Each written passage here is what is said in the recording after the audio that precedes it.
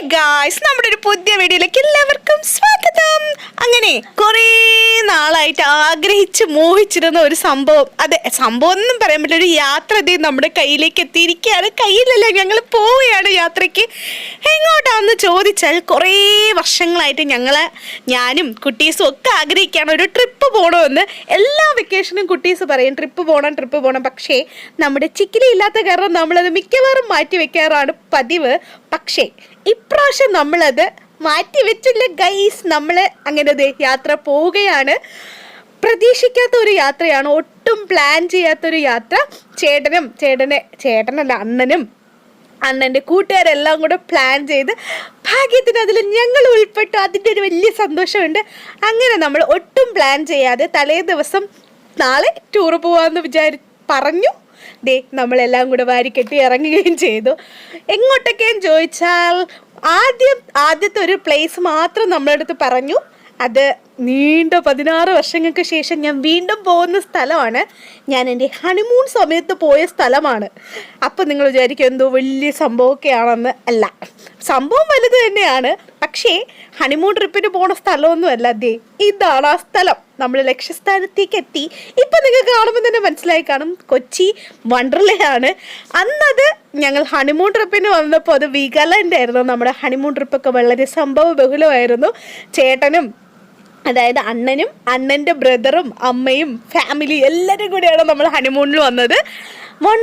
വണ്ടർലിൽ വന്ന് വീഗാലാൻഡിൽ വന്ന് നമ്മൾ അടിച്ചു പൊളിച്ചിട്ട് പോയിട്ട് നീണ്ട 16 വർഷങ്ങൾക്ക് ശേഷം വീണ്ടും വണ്ടർലയിലേക്ക് എത്തി. വീഡിയോ എടുക്കാൻ ഞാൻ കുറച്ച് മടിച്ചായത് കാരണം നിങ്ങൾക്ക് വണ്ടർലയിലുള്ളിൽ നമ്മൾ എക്സ്പ്ലോർ ചെയ്തതൊന്നും നിങ്ങൾക്ക് കാണാൻ പറ്റത്തില്ല. കാരണം ഞാൻ ഫോണ് പൂട്ടിക്കെട്ടി വെള്ളത്തിലെങ്ങാനും വീണ് കഴിഞ്ഞാൽ ശരിയാക്കി തരത്തില്ലല്ലോ എന്ന സങ്കടത്തിൽ ഞാനത് പൂട്ടിക്കെട്ടി വെച്ചു. അപ്പോൾ നിങ്ങൾക്ക് വണ്ടർലയിലകത്ത് ഞങ്ങൾ എൻജോയ് ചെയ്തതൊന്നും ഈ വീഡിയോയിൽ കാണാൻ പറ്റത്തില്ല. അപ്പോൾ ഒന്ന് ക്ഷമിക്കണം കേട്ടോ. അവിടെ നിന്ന് നമ്മൾ പിന്നെ ചുരം കയറി നേരെ അടുത്ത സ്പോട്ടിലേക്ക് വന്നിരിക്കുകയാണ്.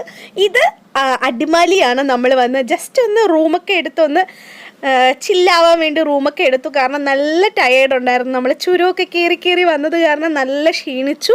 നമ്മൾ അടിമാലിയിൽ സഫാരിയിലാണ് നമ്മൾ റൂം എടുത്തത്. നല്ല കിടില റൂമായിരുന്നു. ബാത്റൂമൊക്കെ സെറ്റായിരുന്നു. പിന്നെ നമ്മൾ കുറച്ച് പുറത്തേക്കൊക്കെ നോക്കി. നല്ല മഴയുള്ള ദിവസമായത് കാരണം നല്ല തണുത്ത് വിറച്ച് അത്യാവശ്യം തണുപ്പും ഉണ്ടായിരുന്നു. നമ്മൾ അടുത്ത് പോകുന്ന ലൊക്കേഷൻ എങ്ങോട്ടാണെന്ന് ചോദിച്ചാൽ വലിയ പുതുമയൊന്നുമില്ല, മൂന്നാർ. അതെ, മൂന്നാറിലേക്കാണ് പോകുന്നത്. ഫസ്റ്റ് ടൈമാണ് ഞാൻ മൂന്നാറിലേക്ക് പോകുന്നത്.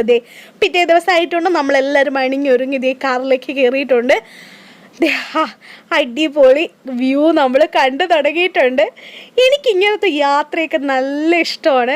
യാത്ര സമയത്തുള്ള ഒരു ബുദ്ധിമുട്ടും ഇല്ലാത്ത കാരണം അടിപൊളിയായിട്ടിരുന്ന് എൻജോയ് ചെയ്യാൻ പറ്റി.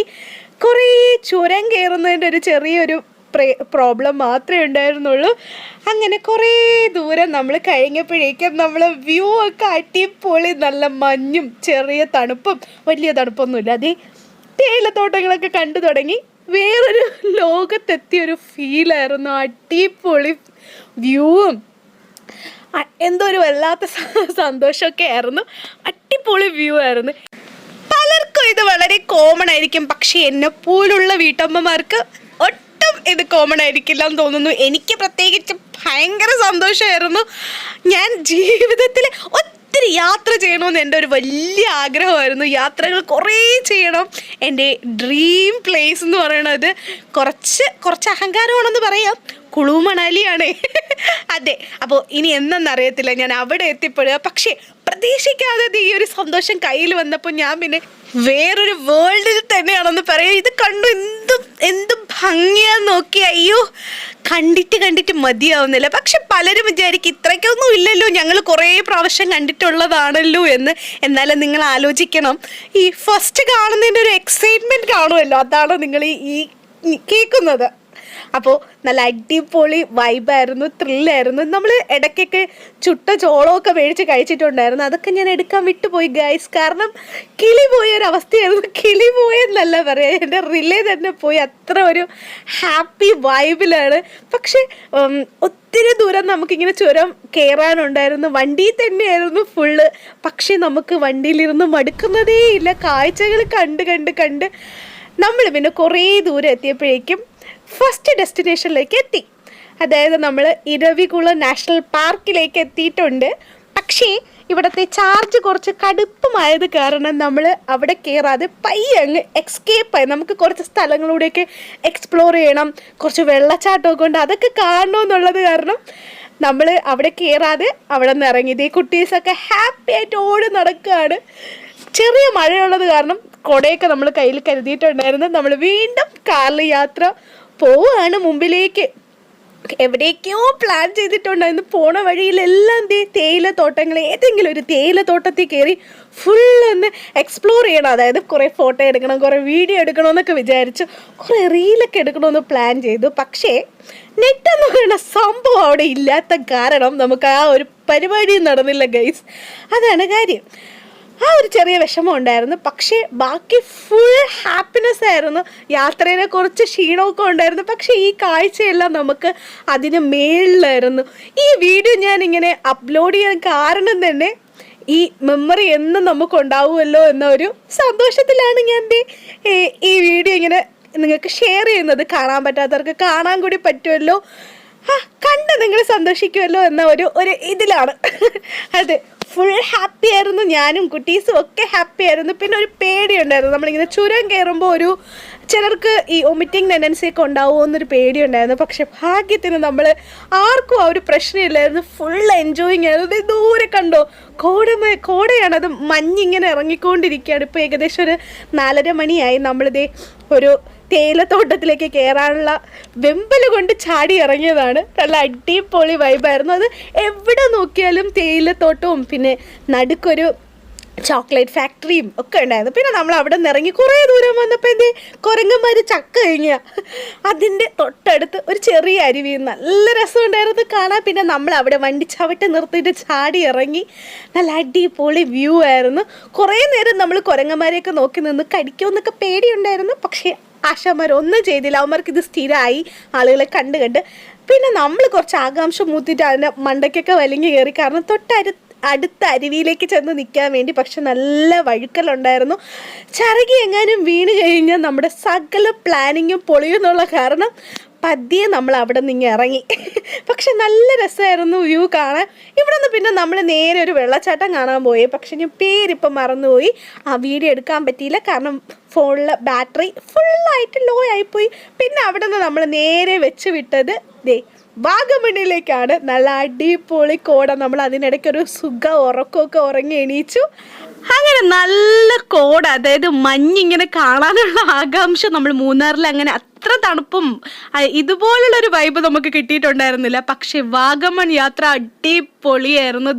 കോടയൊക്കെ നോക്കിക്കാൻ നല്ല മൂടൽ മഞ്ഞുണ്ടായിരുന്നു, നല്ല ഭംഗിയുണ്ടായിരുന്നു കാണാൻ. കുറേ ദൂരമൊക്കെ നമ്മൾ ഉറങ്ങിയത് കാരണം മിസ്സായി. പക്ഷെ എണീച്ച് കഴിഞ്ഞപ്പോൾ ഒരു വണ്ടറായിരുന്നു. അയ്യോ മഞ്ഞ് മൂടൽ ഒരു മൊത്തത്തിൽ ഒരു വിളിയായിരുന്നു. അങ്ങനെ അത് കുറേ ദൂരം ആ യാത്ര അങ്ങ് കഴിഞ്ഞു പോയി. മഴയൊക്കെ ഉണ്ടായിരുന്നു ഇടയ്ക്ക്. അത് കഴിഞ്ഞപ്പോഴേക്കും അടുത്ത നമ്മുടെ ലക്ഷ്യം എങ്ങോട്ടാണെന്ന് ചോദിച്ചാൽ കമ്പന്തേനി. നമുക്കൊരു മുന്തിരിത്തോട്ടം എക്സ്പ്ലോർ ചെയ്യണമെന്ന് കരുതി നമ്മൾ അങ്ങനെ പോവുകയാണ്. ദൂരെ കാണുന്ന ആ നഗരം തമിഴ്നാടാണ്. നമ്മൾ മെല്ലെ ചുരം ഇറങ്ങിക്കൊണ്ടേയിരിക്കുകയാണ്. നല്ല അടിപൊളി വ്യൂ അല്ലേ?